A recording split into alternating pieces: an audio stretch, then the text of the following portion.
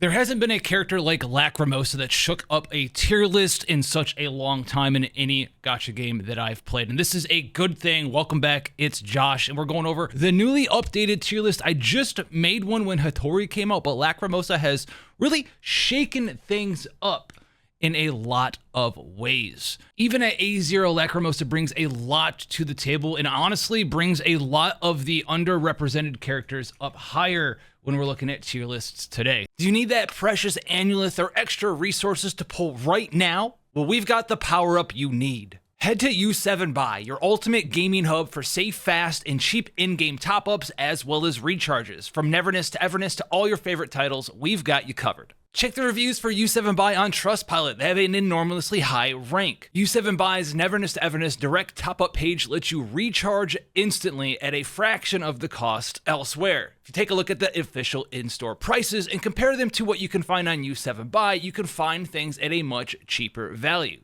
going from so expensive to way cheap all at the same time. Plus, with U7 Buy, not only are you going to get these discount, but they'll also deliver it in seconds. And while you're over there, make sure you use my code JOSH at checkout for an extra 8% discount off of everything else. This is going to be perfect for last minute pulls, monthly passes, or even surprising a fellow friend. 100% secure payments, instant delivery, and thousands of happy players. Bring the power of purchasing back to you. Click the link in the description and visit U7 Buy, recharge fast, save more, and keep exploring the ever-changing city of Neverness to Everness. Quick explanation of the tiers here. Tier 0 is going to be core. These are the units that will probably shape the meta when it comes to building a team around certain characters, or there's going to be like maybe one standout character that's just so flexible that they go right into the tier 0 core category. Tier 0.5, listen, some of the best characters in the game. We didn't have 0.5 tier last time, but I think we need to have it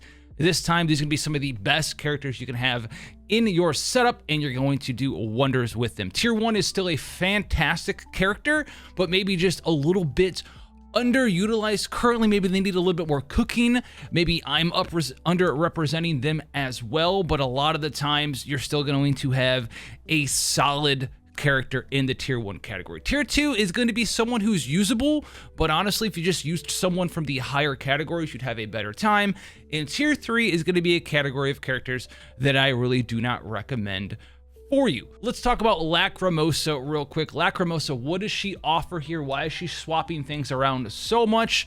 Well, Lacrimosa is going to be the second chaos character that we have access to elemental wise in a Neverness to Everness, and this shakes up a lot of things, because before we had to basically, well, if you were building a chaos team, they had to work well with Daffodil for them to want a spot in your party. This left a lot of psychic characters feeling a little weird and just didn't really sit well unless you had someone who wanted to play the Daffodil quick swap mentality inside of that sort of Daffodil chaos, breaking everything continuously team. Lacrimosa can just be your on-field DPS. She can be a quick swap character if you want. She really brings up some of these psyche characters. She works very well with characters that buff up dot abilities, as she has the nightmare effect as well. She has the ability to do big AoE damage with certain devilish gifts that you can find. You can either do AoE with the black tome, or you can do tomato monster for single target damage. You can also still gain access to morning tomato after your 5th hit of tomato metal or tomato percussion. She does good AoE / single target damage with her ultimate as well, and this is at A0. She also does have the ability to work well in Discord focused teams for a large amount of damage. You can pair her up with Daffodil and play her in those super quick swap styles, or you can also just choose to play her in a traditional style using characters like Adler and Fadia as well, which we'll get into, really sort of just being that end all be all character.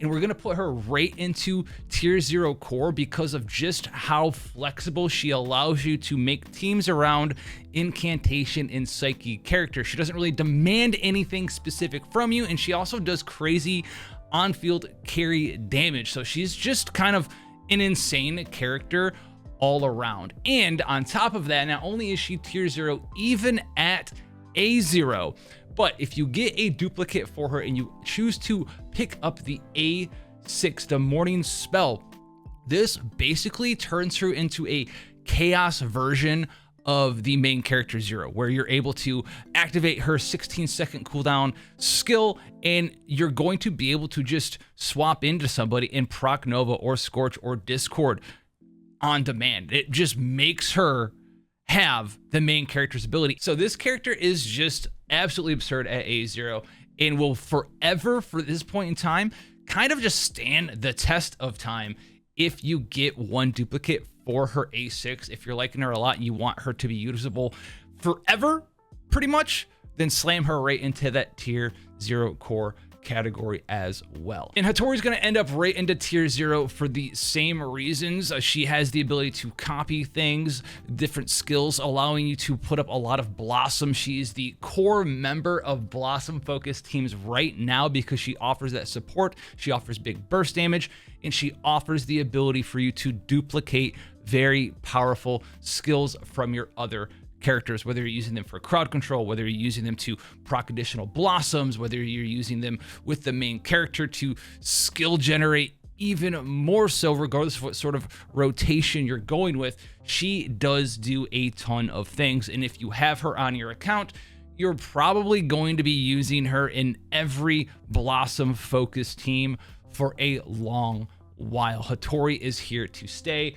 and Hathori is going to stay right there at tier 0. Fadia is someone I want to talk about as well, because I did say that she had a lot of potential in the last tier list, but I said that she didn't really flow super well with what the team she wanted to be elementally focused in on, using them with characters like Daffodil, because she wants to have that chaos interaction for the psychic chaos reaction of Nova, because that's really what she's focused around doing. So we had her in the tier 2, but she didn't really play too well in that team, and so she felt just kind of weird here. But with her ability to really be played in and around a Lacrimosa team, just kind of hanging out, using her Nova enhancement ability, Furnace of Guilt, to just make enemies take damage equivalent to her max HP, proccing the Nova, doing damage, siphoning damage off of your other characters. She offers up a lot into these teams now, and she still does do big mental damage if you build her for that with her ultimate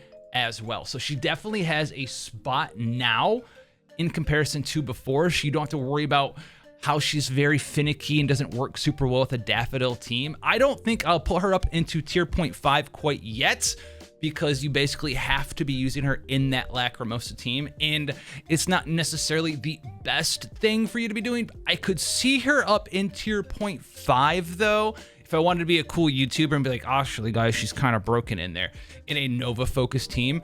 She is very, very powerful, and I could see her moving up to 0.5 with a little bit more testing, a little bit more work on our side over here, because just how powerful that Nova enhancement is now that you have the ability to proc Nova multiple times as well. If you want to run her in sort of a Lacrimosa Daffodil double mental team, you can do that as well. There's a lot of cool things you can be doing with Fadia now in comparison to before. So she definitely moves up at least one tier. I could see her possibly potentially being in 0.5 right now and maybe being a little bit slept on, but we're gonna have to put her into 1 just to be safe. Now, speaking of psyche characters getting moved up, Haniel was already a fantastic character for you to have in your party. Her ability to just buff up the damage that your team's doing, siphoning attack, giving it to your party, buffing up the off-field damage that you're doing with her elemental skill in her ultimate. She just worked really well. She was like a mini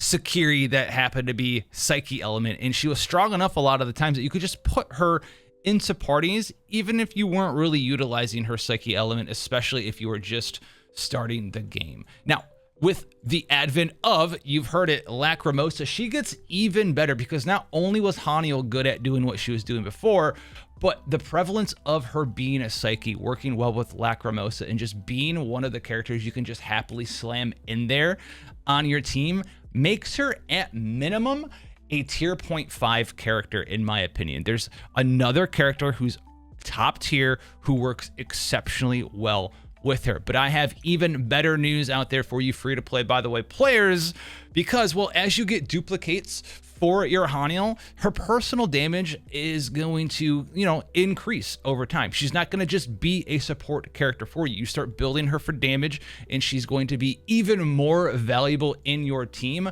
for free. So this character goes from like a tier 0.5 character all the way up to a tier 0 character, in my opinion. Now she is going to be one of the only 4-star characters that we'll see flying up into the tier 0 core crowd, and it's simply because of how strong she is with Lacrimosa.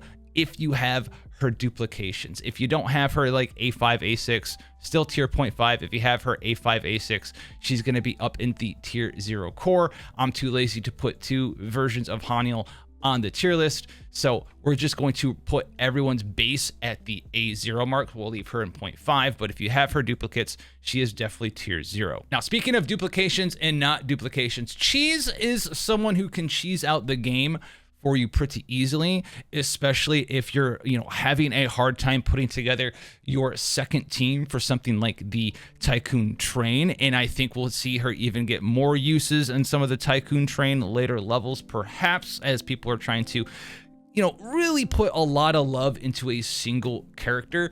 Chiz at A0 is kind of fine, and I rated her tier 2 last time simply because, honestly, as you're focusing in on and having the ability to make multiple Blossom teams, if you have no duplications for Chiz, she just kind of exists. You don't really want to throw her in Blossom team. She doesn't work super well with Hathor. You're not duplicating her skill. She doesn't mesh very well with a lot of characters in that regard. But as you start getting duplications for your Chiz, she's still going to be a 5-star character, and a lot of these awakenings for her are going to both buff up her damage and make her damage more consistent for you as well, which is just definitely a 100 out of 100. Now, if you get up to 3 duplications for your Chiz and you're really wanting to use her in like a part of the train that you're having a difficult time with, like on bosses and stuff, you can cheese the game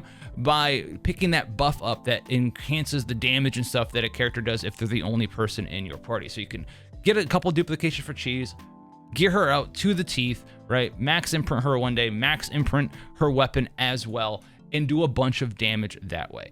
In my opinion, when you're looking at putting teams together, Chiz is someone who you will eventually be like, well, she doesn't really mesh super well with a lot of what's going on. Sure, you can put her into a charged team, but honestly, that charged team's probably better off being a Blossom Hotori team, right?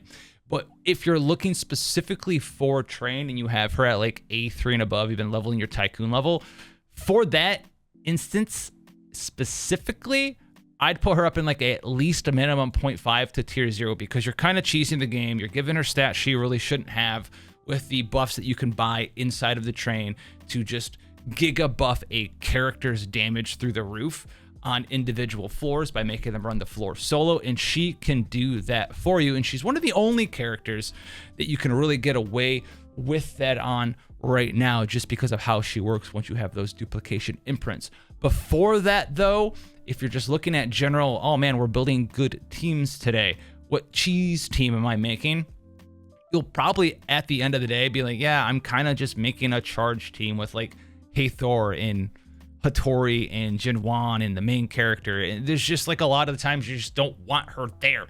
So I'll just put her in tier 2 there. But like we said before, if you're following along paying attention, you know that she's like a 0.5 or even tier 0 for cheesing the train with duplications. Now, Daffodil is going to be a character that I'm going to, hurt a little bit in this tier list here. Now, a lot of the times beforehand, we rated Daffodil as a tier 0 character because at the end of the day, if you're trying to play with chaos elements, you're trying to do Discord reactions, you're trying to do any sort of chaos focus reaction, she was the only character in the game that you could use for that, as she was the only chaos character. She still is a fantastic character, but just as a matter of fact that she now has competition, she's not going to be de facto a tier 0 core character. She has one unique playstyle, which is the quick swap style playstyle. It is still a good playstyle, maybe not if you're on mobile, maybe if you're not playing with 40 FPS, but she's still an amazing character, and I'm going to put Daffodil right down in the tier 0.5 category. She's fantastic there if you get some dupes for her as well to get a couple specific things for her. like Perfect Truth, etc. She gets even better at the end of the day. She's still an amazing character. Don't cry that I moved her out of core down to tier 0.5 because, well, she's got different competition now, so we got to bump her down just a little bit. And speaking of quick swap gameplay, Baicang is here. A lot of people didn't really like that I rated Baicang where I rated him before. I think Baicang is amazing. However, there is a couple of things about Baicang that you may hate or love, or maybe not even know about. And one of them is a lot of people don't understand that Baicang actually can draw in some enemies as well. He's got some brief crowd control. And crowd control and dragging enemies together when you're doing some of the timed content where there's just HP sponge monsters that like to walk away from you is amazing. We all love Sakiri, we all love Gunmom Jinyuan for being able to gather enemies together. And he's got access to that too. He also just got a little bit of a buff as well. He likes to put dots on enemies, right? Scorch enhancement works very well in new Lacrimosa focused teams if you're doing some quick swap stuff there.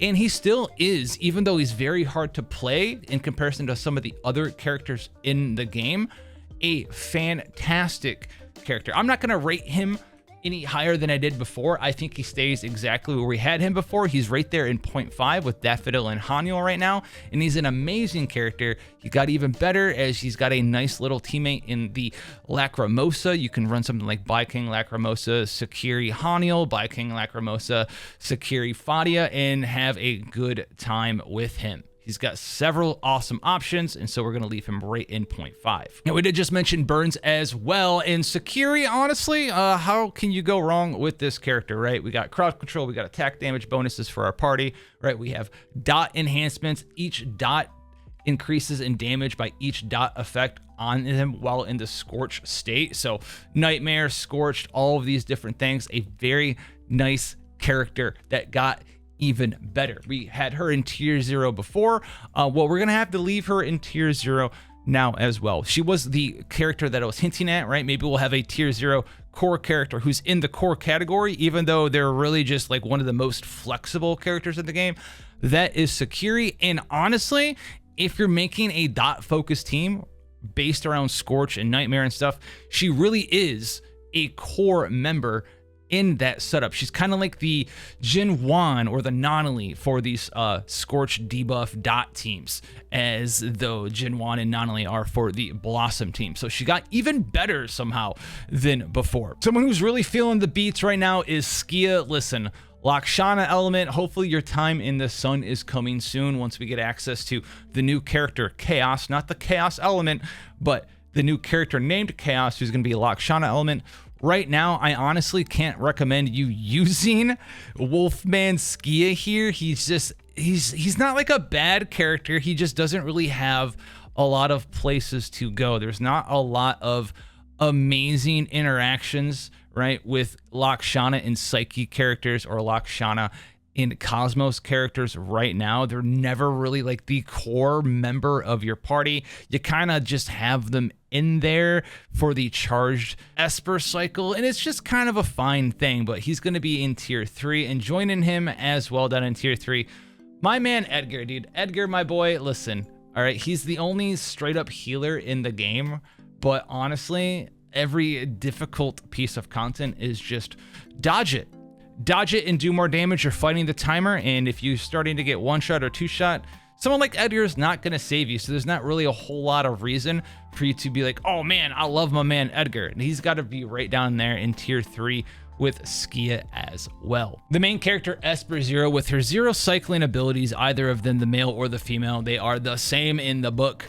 The ability to just fully instant cycle whenever you want in these Cosmos Blossom teams it's just too strong. It's just very good. They also offer up nice side damage with their elemental bursts as well. Pretty easy to get a lot of damage out of that. You get free dupes and awakenings for them. You get 50% free crit rate, free damage on your ultimate, and they play a core role in that Hotori team that's based around blossoming. So whether you're using a charge team with like Hotori main character, or you're just using a Blossom team with Hotori main character, they are in there. If you're using some sort of Cosmos focused reaction team, you just can't get away from them. They are one of the strongest main characters that I've seen in any gacha, and so they belong right up in that tier 0. Now, speaking of Blossom-focused reaction teams, Gunmom Jinyuan. Now, Gunmom Jinyuan, I believe, is one of the strongest characters that we'll have access to for a long time if you're focusing in on these Blossom reaction-focused teams, especially with the launch of Hotori.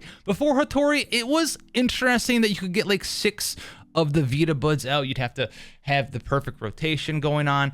But the fact that you could get up to 6 instead of the usual cap was like fine, but you really couldn't take advantage of it. Now that Hathor has been out here, it is very easy to increase that cap to 6 and a lot of the time make full use of it, whether you're copying the main character's skills or you're copying the ability to copy the Blossom reactions with Hathori's skills. Your rotations become very smooth, very consistent. She does not require a lot of field time. She has crowd control for you there. She does good damage with her ultimate, and she plays very well with the pistols in the Blossom reaction. You cannot get away from this character. I think she is in the Blossom setup of at least tier 0 core for these Blossom teams, if not tier 0.5. I think that is where I'd want to put her, in one of these two. Let's move that down. That now it doesn't look so crowded up there. I think Gunmom Jinyuan is amazing for that reason. And if you get a duplicate for her, where you get the bonus that heals you, but also increases the lethal rose pack damage as well, this becomes like a nice little solidifying thing. As long as they fix the bug. Is this still bugged? It used to not heal very well, but she's just like an insane character for Blossom teams. Now the Charge Squad, we have the Lacrimosa with Hathor. Hathor is still a great character. I mentioned a lot of the times that if you're building Blossom focused teams, like if you had every character in the game, you're like, what 4 characters am I putting in my Blossom team, right? You're going to be using main character, you're going to be using Hathor, you're going to be using Gunmom Jinyuan. And then if you want another Blossom character that works well with Blossom teams and you could pick her, you'd pick Nanally, right? You'd put her in there on the field doing giga damage. We love Nanally there. You can even like put Sakiri in there for extra crowd control, attack buffs for your Hathor, attack buffs for your main character, attack buffs for your Jinyuan, and then also do hex for your Jinyuan as well. There's a lot of amazing options out there where someone's like, Hathor's like, oh, you could get extra ult energy for your team, but honestly, you're just casting so many skills with Hathor duplicating skills, recasting them, that you're already building enough ult energy anyway. She does do good damage, and well, that's kind of about it. She's fine. She's not bad. Tier 1's a good character tier. She just kind of gets pushed out a little too easy in my book, and so we're gonna have to throw her down into tier 1, which is kind of fine though. And I wouldn't be surprised if there was even more interplay once we have more Lacrimosa characters coming out. She kind of just does like to do a bunch of damage with her skill and her burst, and that's kind of all she really offers up to you. Yeah, a little bit of crit rate from her passive bonus, but that's about it. So we're gonna leave her right into tier 1. Now, Nanally is an awkward one for me to rate, and I honestly think that she deserves where I'm going to be putting her. She is the premier on-field hyper carry anima element damage character. Basic attacks, buffing up her stuff with her skill. Her ultimate does good damage. She plays very well in Blossom teams because she's buffing up how much damage the Blossom reaction itself is doing. She also has increases to damage as well anytime someone's using Esper cycle damage while you're in the authority state with her second passive awakening. She also does not need to be played strictly in Blossom teams. You can go off to the side and do incantation plus anima for hexed focused teams as well to just buff up her damage further. Nanally is a weird one that I'm going to put right into tier 0 core, who is going to be the outlier of the core category because, well, she doesn't need to be the core member. She will never be the core member of your Blossom teams. Right now, that the core members are these 3 right here. The Blossom squad is just so strong and it wants all of them. So you would think that you'd put her into 0.5, but because she is just so good and she has a secondary hex team that for right now is kind of based around her, if you want to do more of a hexed focused thing, that she is just strong enough, her multipliers are just strong enough that she can go right up into the tier 0 core category, even at a 0. If you want to argue that because she's not core based on this tier list that she should go down at 0.5, I would believe you as well, and we can have a discussion about that down in the comment section below. But these are going to be probably the 6 strongest characters that are kind of defining the meta as we see it right now. We also have Mint, who does work well in Blossom teams. However, There's many better options, whether you do charge with Lacrimosa and Hathor, Nanally, Jinyuan, main character, Hathori. You can even sometimes have just off element Haniel in your Blossom team early on and do fine things there. Throw a random Chiz in there with imprints that do great things there. Mint's not an unusable character. She's just kind of outshone by a lot of other characters. Same thing with Aurelia. Aurelia is like an on-field main DPS psyche character. I think she might get better if we get some more Lacrimosa support type characters, or just Lacrimosa characters in general, so she can take full advantage of that reaction with her own psyche element. And she could be a little bit better if honestly that's really what she's missing, because she's probably the only character that didn't get helped by Lacrimosa being added into the game, because, well, they both want to be on field. If you can be on field with Aurelia, you might as well just be on field with Lacrimosa instead. So for her to end up here, she just kind of stays the same. And then Adler, my man, he got even better than before. He's going to move up one tier for me. He's got the shields. And then the big thing for Adler is he has the ability right here to just buff up these dot focus teams, right? Attack down whenever Scorch is applied, or Esper resistance down, or break efficiency.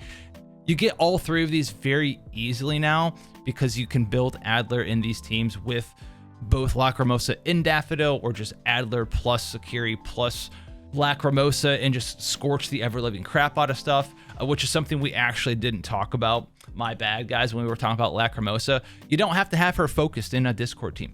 You can just play her mono burn as well. And it works very well with Sakiri, works very well with Adler, River, works very well with Baicang. Very, very strong archetypes there. And Adler just got a little bit better than before. So this is going to be the tier list for the patch for Lacrimosa. I know that tier 0 has the highest amount of characters out of any of the categories here, and it's just because that's the gameplay balance. We have fantastic character. Lacrimosa is so strong that she actually brought up a lot of other characters by at least like a tier, pushed a character down one tier for being implemented there. Works well with some of the dot type focused archetype characters here as well. The Bloom squad is still here, one of the strongest teams of all time. And because of how accessible it is with the main character being as good as they are, Hathori plus the main character allows you to just pick either of the other two 5-star bloomers and just make an incredibly powerful team, whichever one it is that you want to put in there. They are absolutely insane. So if you want to put these down into 0.5, I wouldn't argue with you there, and it would look either something like this or something like this. Let me know what you guys think down below in the comment section. I'll catch you guys in the next one. God bless, and I'll see you there.